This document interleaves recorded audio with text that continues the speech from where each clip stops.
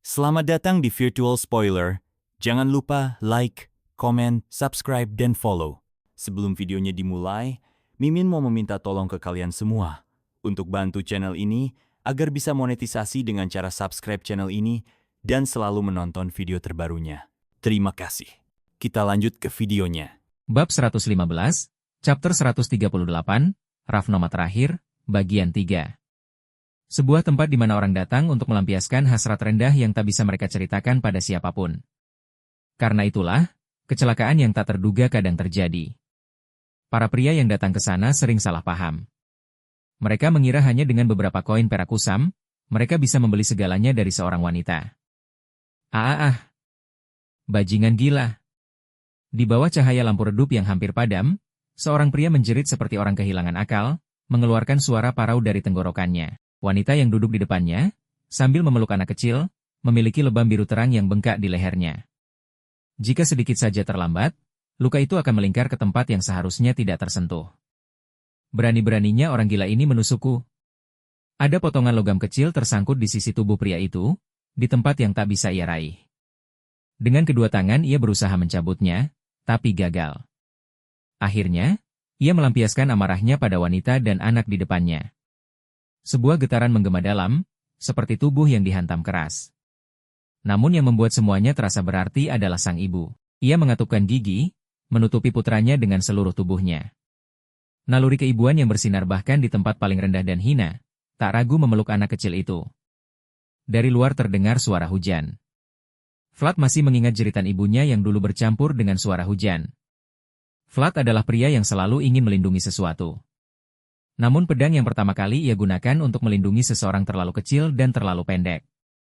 Vlad memimpin perjalanan dengan menunggangi Noir.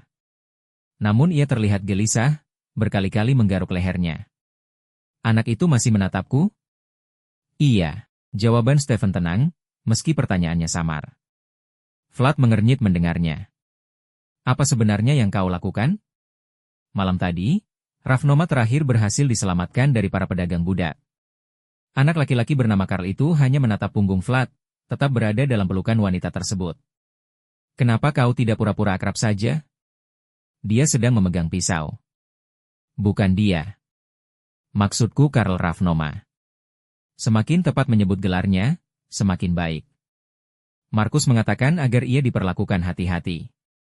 Bagaimanapun, dia putra keluarga bangsawan dan akan sangat berguna di masa depan. Vlad yang ditegur tanpa alasan jelas, perlahan menoleh dan memandang bocah itu. Anak kecil yang tampaknya belum genap 10 tahun. Pelukan erat wanita itu membuatnya terlihat lemah, tapi belati yang masih digenggamnya memantulkan cahaya tajam. Sepertinya dia menyukai jubah yang kau berikan.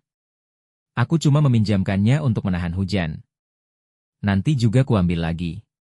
Wanita dan anak yang kesulitan naik kuda itu kini terbungkus jubah hitam. Mantel khas utara yang dibuat tanpa penghematan. Jubah yang diberikan Oksana kepada Vlad terasa sehangat niatnya. Kehangatan itu cukup untuk memeluk dua jiwa yang kini mengembara di tempat paling rendah.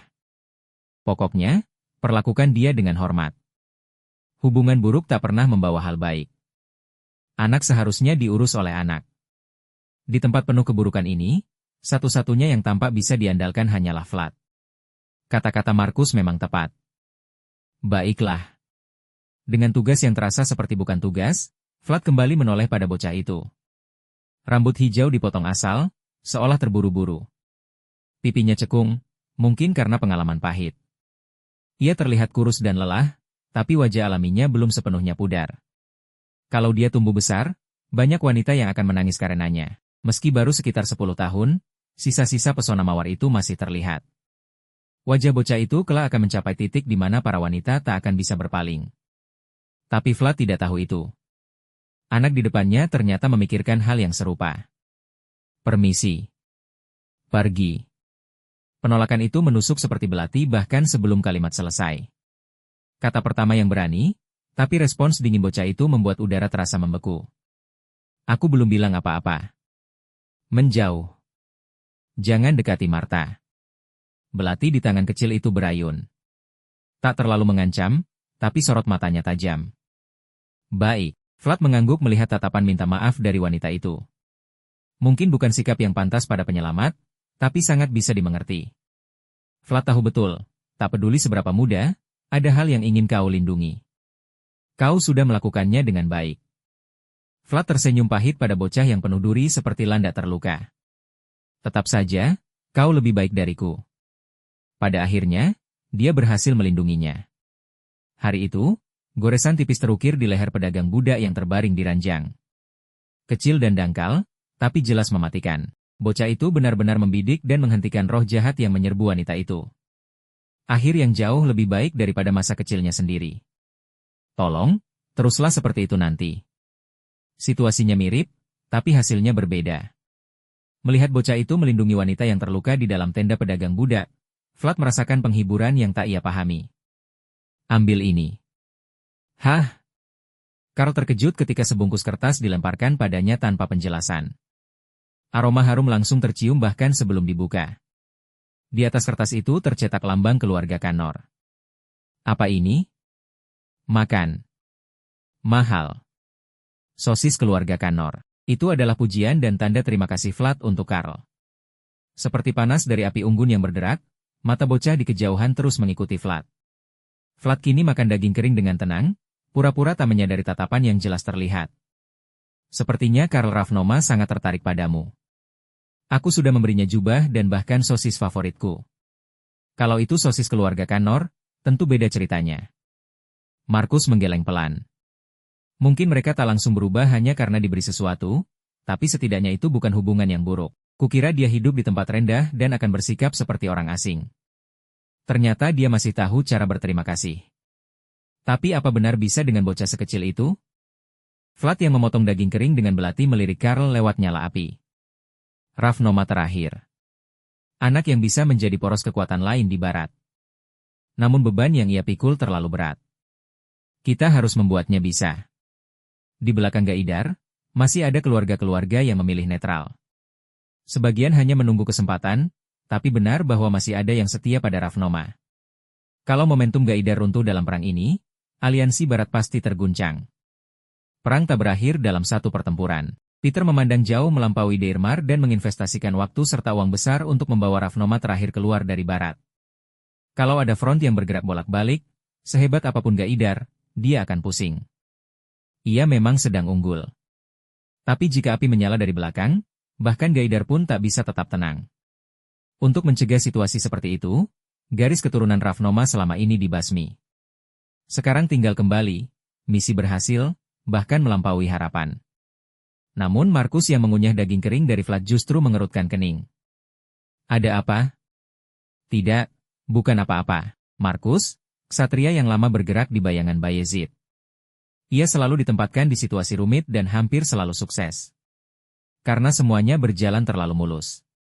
Tahayul yang lahir dari pengalaman panjang juga bisa menjadi kutukan. Kalau awalnya terlalu baik, akhirnya jarang baik. Ini, perasaan yang sulit dijelaskan, seperti hasil dari pengalaman yang tak terhitung. Kekhawatiran Markus bukan tanpa dasar. Seperti firasat buruknya, seekor gagak melintas di langit malam. Bau darah yang terbawa sayapnya terasa bukan pertanda baik. Tadi ku bilang semuanya terlalu lancar. Gagak itu datang dengan bulu berlumur darah seseorang. Catatan yang dibawanya berisi peringatan tergesa-gesa. Kita hentikan berkemah. Serius? Bahkan sebelum perintah jelas keluar, kelompok bayangan itu sudah menangkap perubahan suasana Markus dan segera memadamkan api unggun. Melihat gerakan cepat itu, mata Karl yang mulai tenang kembali bergetar. Kukira semuanya berjalan sangat baik. Tatapan Markus pada Vlad kini bersinar tajam. Pembunuh naga terbaik Bayezid. Dan ksatria utara yang selama ini punya hubungan relatif baik dengan Gaidar. Tatapan Sigmund pada Vlad ternyata lebih dalam dari dugaan Markus.